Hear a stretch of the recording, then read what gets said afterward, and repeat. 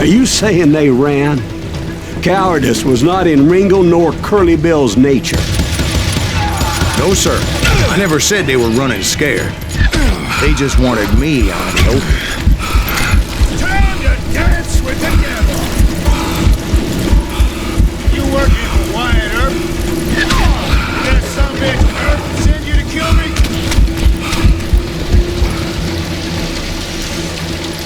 Let's see what you got!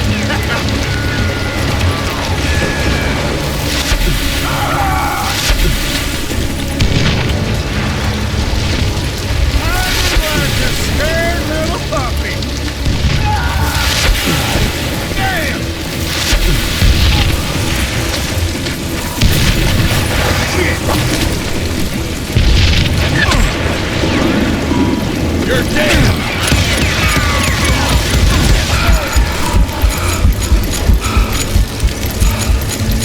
Come on out, son!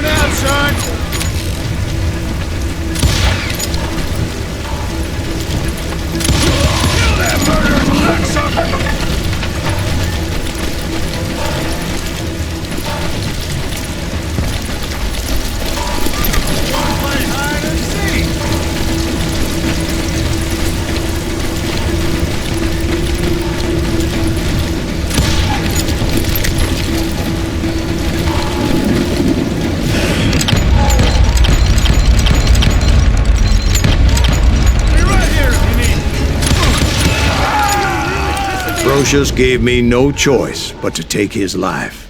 But Ringo was nowhere to be found. I knew you didn't kill Ringo, because he was found dead in a different location altogether. To this day, his killer is still unknown.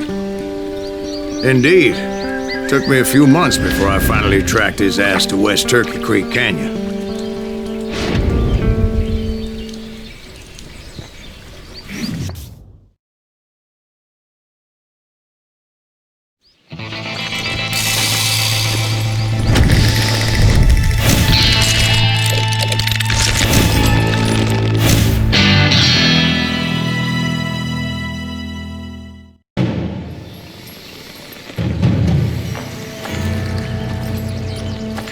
That's incredible, sir. I always thought that Doc Holliday was the one that killed him.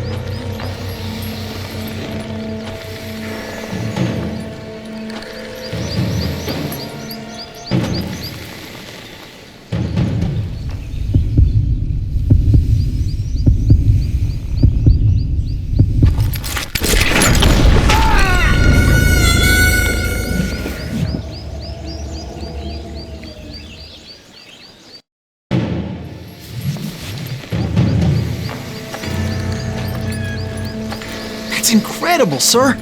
I always thought that Doc Holliday was the one that killed him.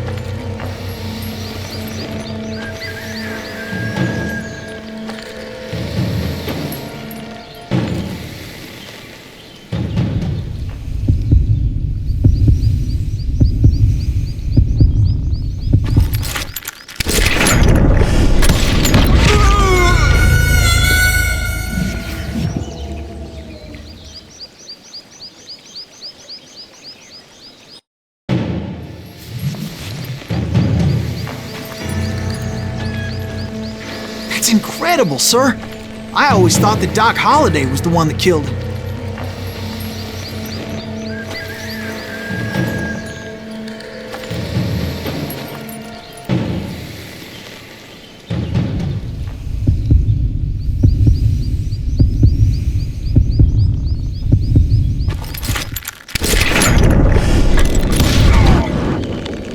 Sorry I had to ruin the legend for you, boy.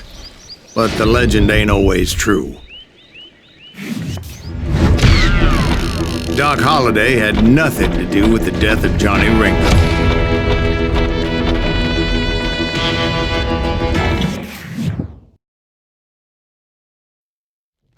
I was paid a healthy bounty for Ringo and Curly Bill, and realized there was real money to be made. That's why I went after Henry Plummer.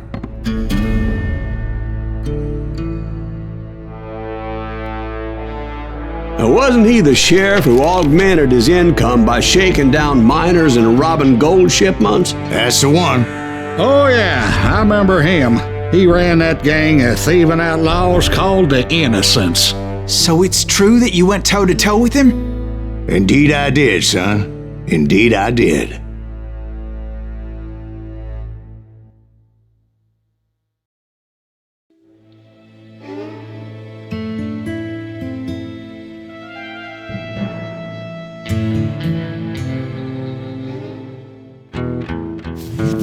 I knew I needed resources if I was going to track down Roscoe Bob Bryant, and hunting Plummer looked like a good way to get rich quick.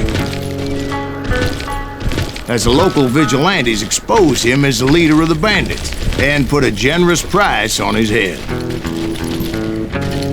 Plummer rallied his gang to plunder one last gold mine before making their escape, and that's where I thought I'd find him.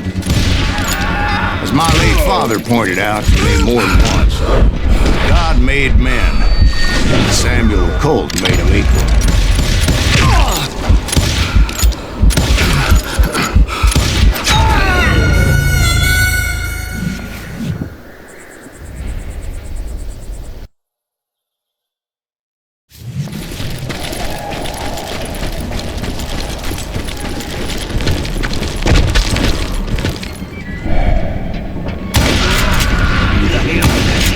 Don't let him get a shot up!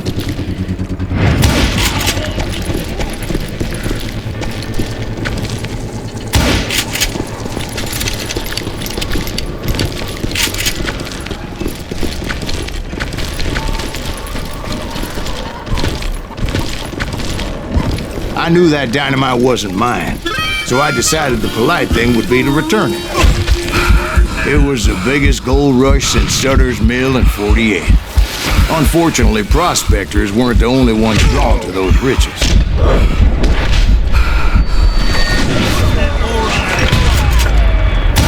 There were thieves and killers, robbing travelers and hijacking gold shipments. Like those that ran with Plummer. Some were just regular folks I knew from town, drawn by greed and easy pickings.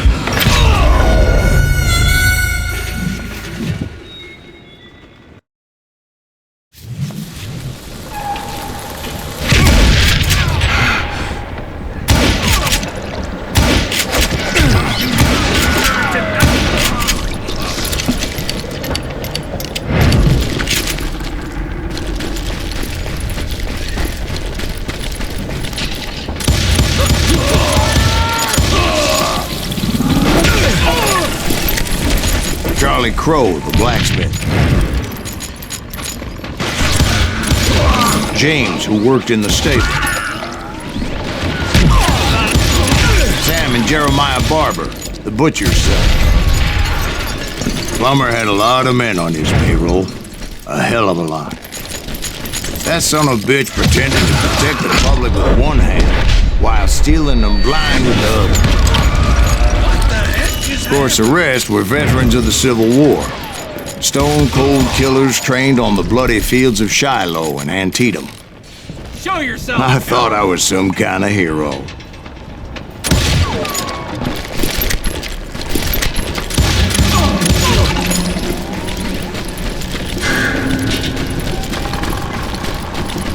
I finally made it past and headed on to meet my destiny.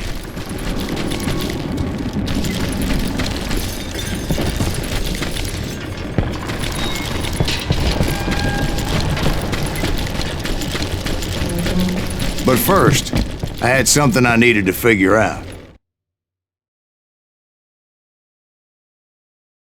I had a few ideas on how to get into that mine, but once I made my decision, I knew there was no turning back. So my first thought was to enter the nearest mine portal. I saw an entrance. Made sense. It was the quickest way in, but that also made it more dangerous, as there would undoubtedly be enemy pickets posted along the way. Besides, once you enter a mine like that, it's easy to get all turned around. And that confusing maze of corridors wouldn't even be the worst of it. Some of those shafts could be as deep as hell.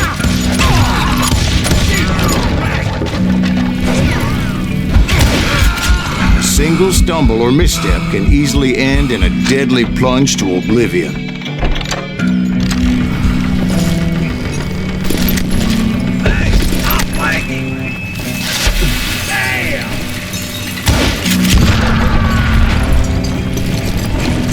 Quick reflexes often make up for a lack of common sense.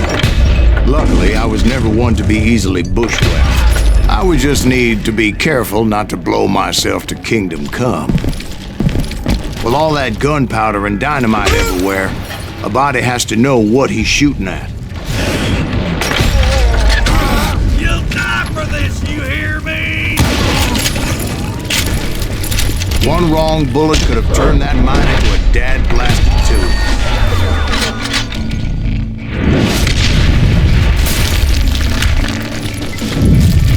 I freely admit that my plan of attack is not just moronic, but clearly insane.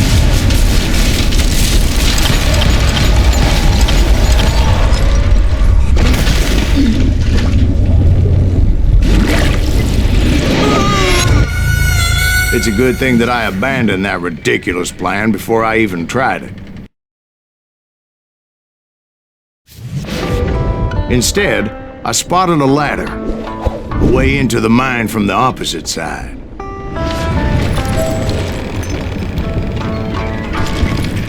It was a long way around, but that approach seemed more sensible at the time.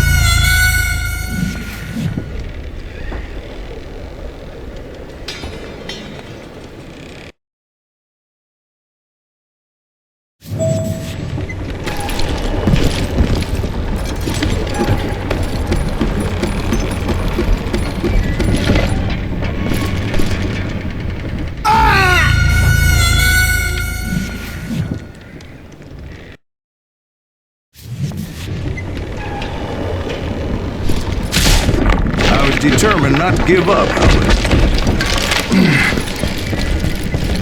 As Sheriff Plummer seemed quite the despicable character.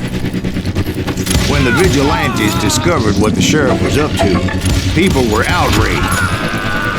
That 10,000 they put on his head would go a long way to helping me find old Bob.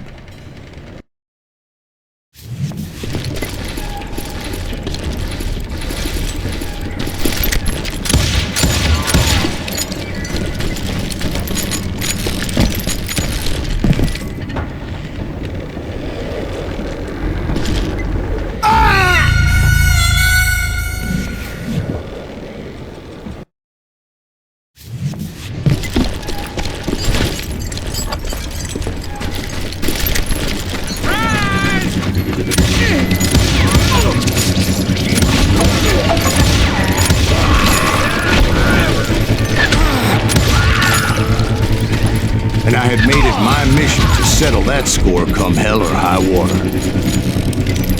But first, I would have to make a choice. Take the elevator or climb the ladder.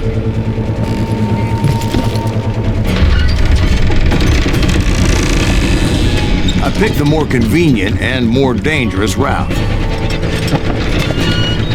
Someone's coming.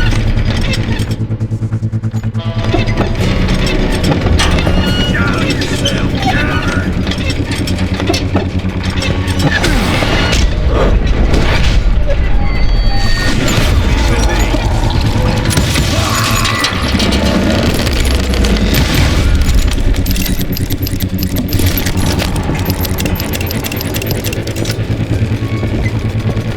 Plummer was a mad dog killer, and the people of Nevada City deserved better.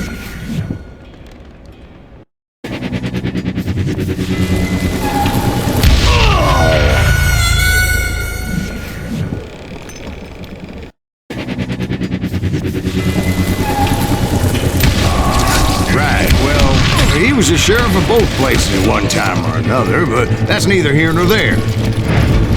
The point was, taking him down would save a lot of lives, including my own.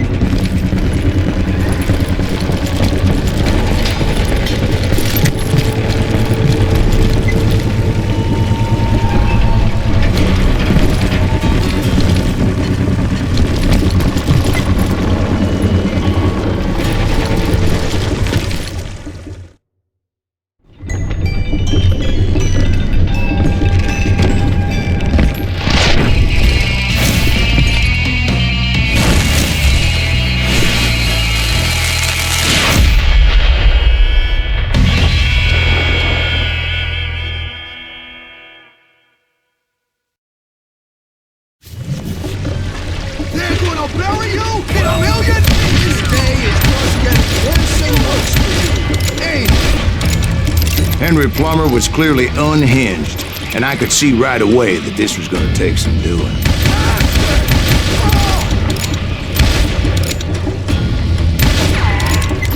They're gonna bury you in a million pieces! I can shoot food!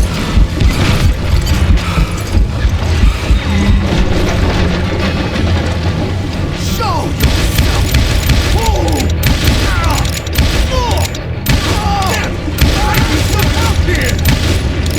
Come on, boys! Take this cocksucker out!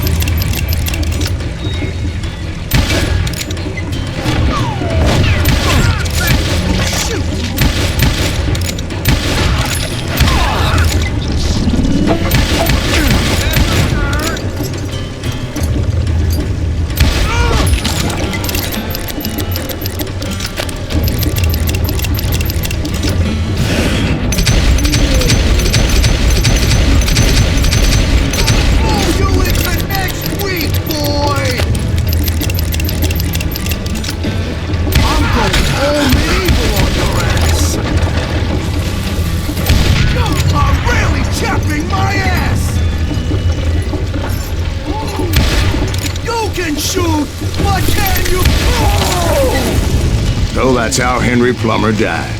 Him and his crew were worth their weight in gold. And now, I was officially a bounty hunter.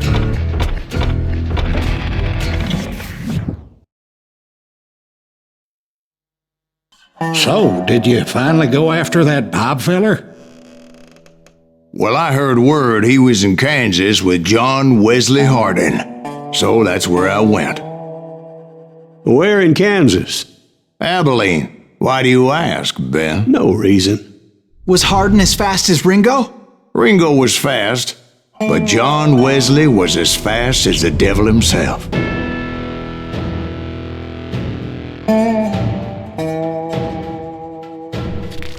Hell, he killed his first man at 15.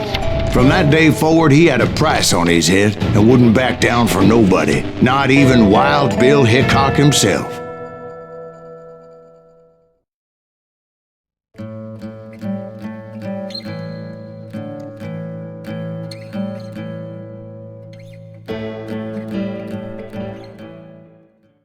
I dodged death many a time, and that night in Abilene was no different.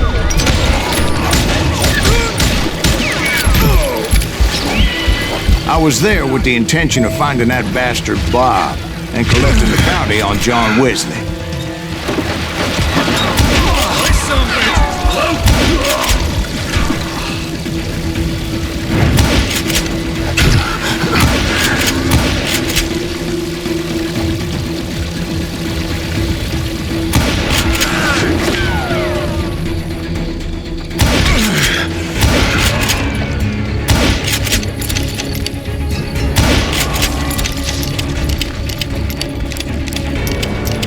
I thought the Texas Rangers got Hardin.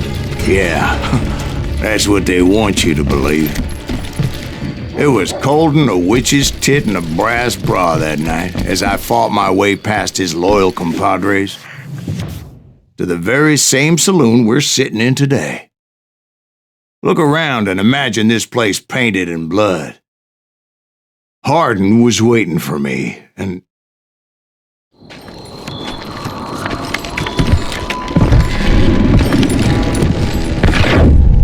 wait, I'm jumping the gun here. Let me back up and give you some background on this sumbitch. He deserves that much. Don't you think so, Ben? John Wesley Hardin was a killer. By the end, he confessed to taking the lives of 42 men. He was a bona fide folk hero by then, and had amassed a gang of armed miscreants and other assorted thugs. He and his men set up camp outside of town, and I was hoping Bob was among them. Damn it! Shoot that son of a bitch! They didn't ask why I was there. They knew, as most of them were wanted as well. What are you, yellow? I figured Hardin was here somewhere, but to get to him, I'd have to get past his gun hands. And that was easier said than done, as most of them were as foolish and full of bravado as I was.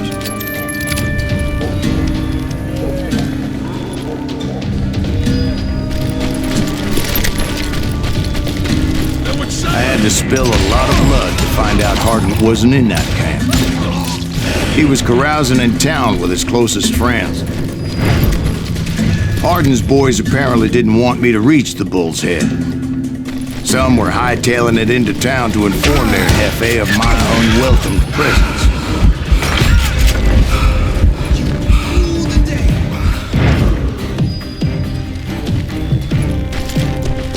Dead man!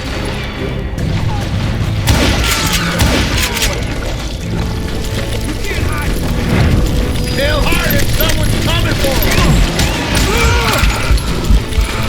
Stop that sumbitch!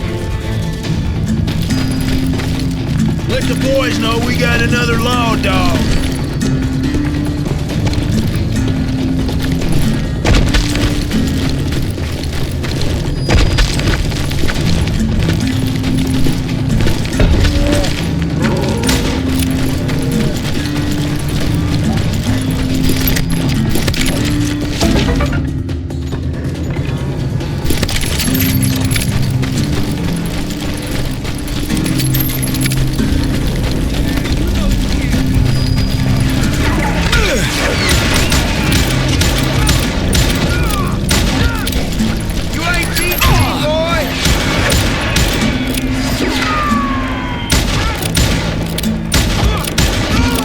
I wondered if Bob was among them.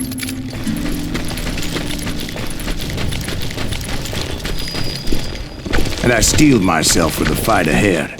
For as good as I was, deep down I wondered if John Wesley wasn't just a little bit better. Before I could test my mettle against Hardin, however, I would first need to dispatch his cadre of hired killers. Most of these degenerates were beyond redemption, but John Wesley might have been a different story.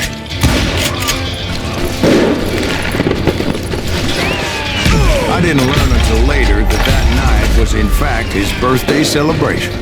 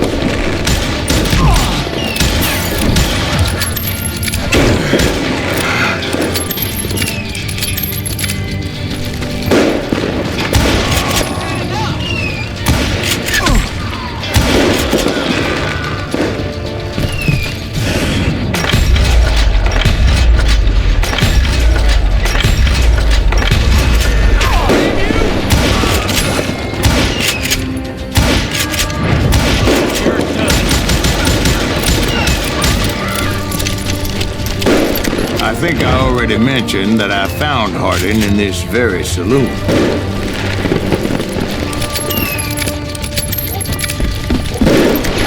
Suffice it to say, nobody there was happy to see me.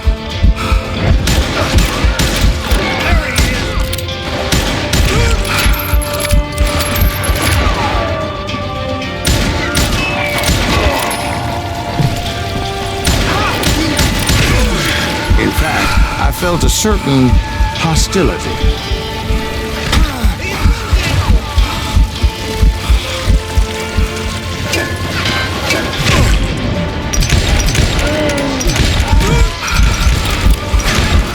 I was disappointed that neither Bob nor John Wesley were among the dead. But that was short-lived, as a moment later I was facing down the fastest gun in the West.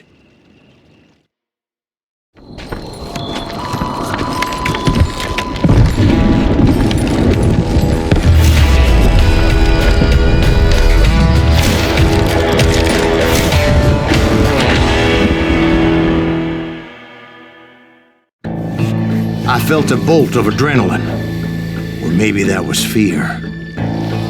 He was well known for his tricks, and I knew I'd need my own if I was ever to defeat him.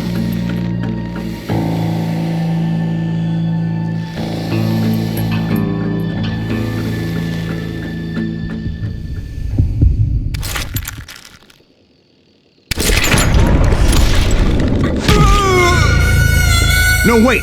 He didn't hit me then! I'm sure of it.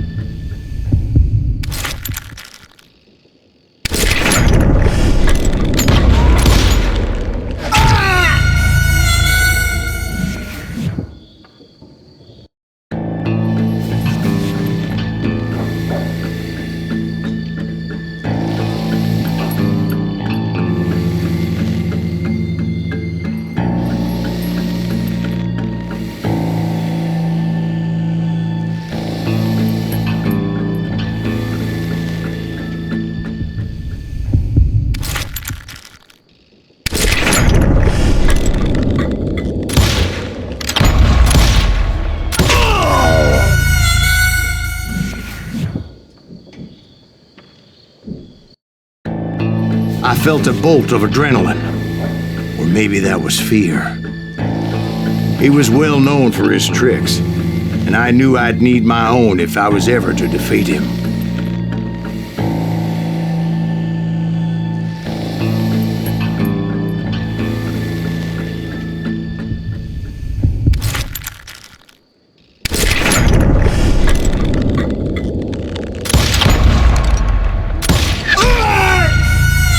No, wait! He didn't hit me then! I'm sure of it!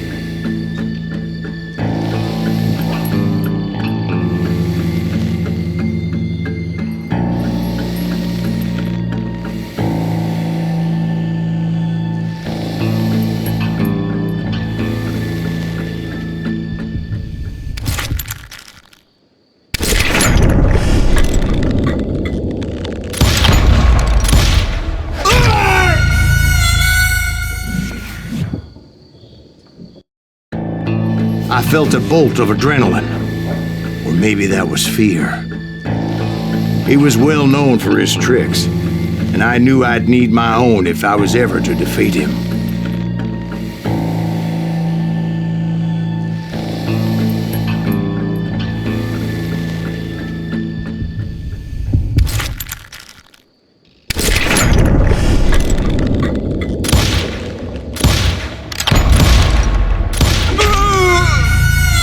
No, wait! He didn't hit me then. I'm sure of it.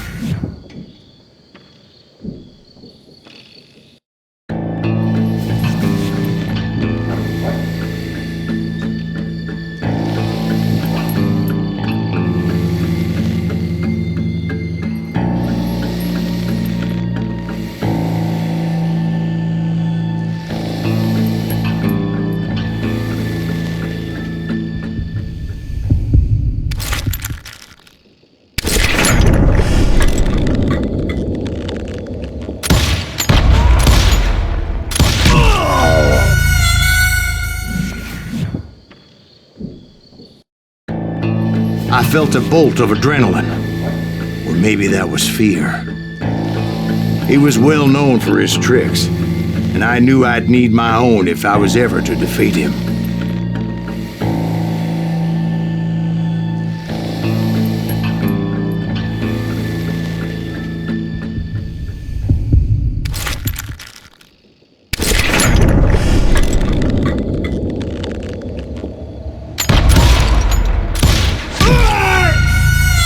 No, wait! He didn't hit me then. I'm sure of it.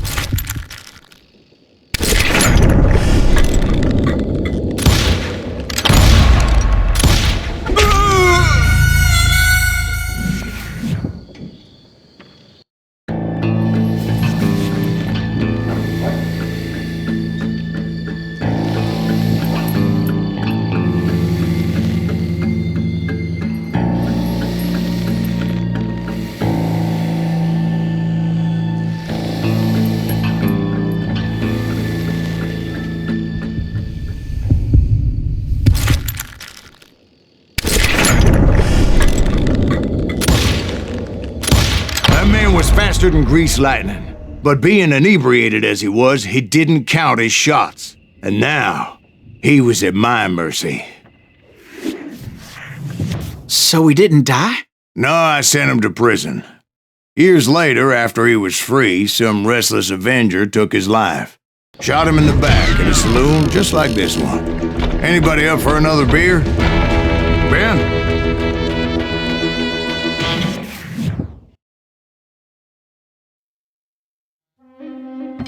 Thank you, darling. Yeah, some say revenge is a dish best served cold. So whatever happened to that Bob guy you were after? Personally, I'd like to hear some of your other adventures. Like, I don't know, did you ever go toe-to-toe with a red man?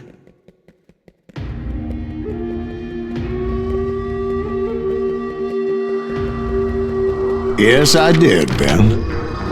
I remember once I was after this renegade Apache, Grey Wolf. Strangely enough, revenge was also his primary motivation.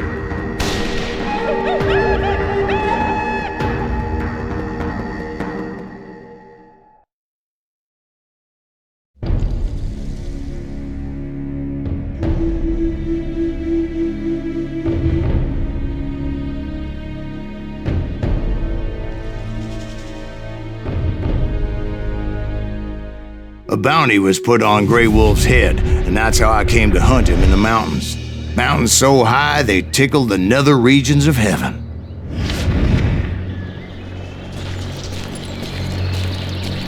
Grey Wolf was a Chiricahua Apache medicine man who had led a war party in revenge for a massacre against his people.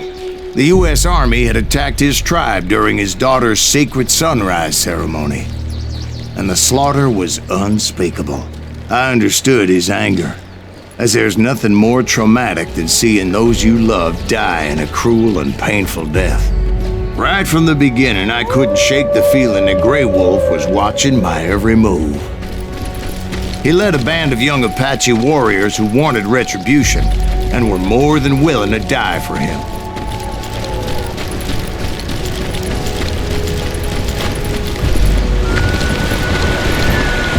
They saw me before I saw them.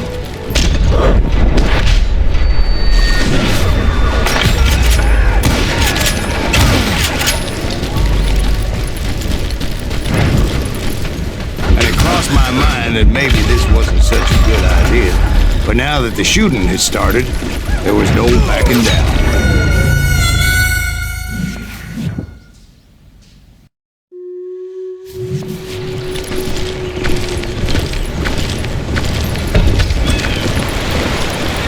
They saw me before I saw them.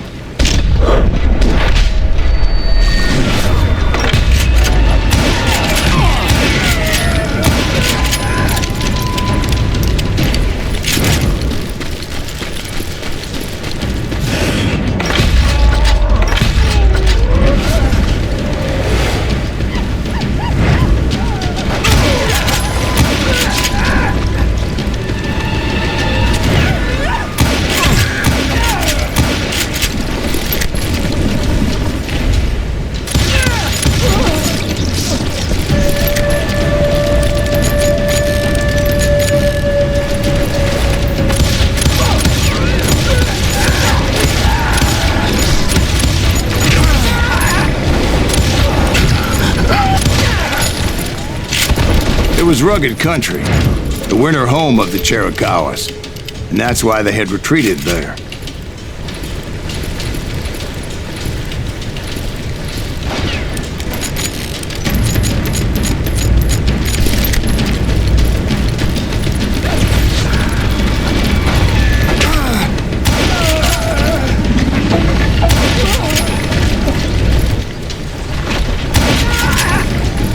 I admit to having some regrets about going after them the way I did. But then again,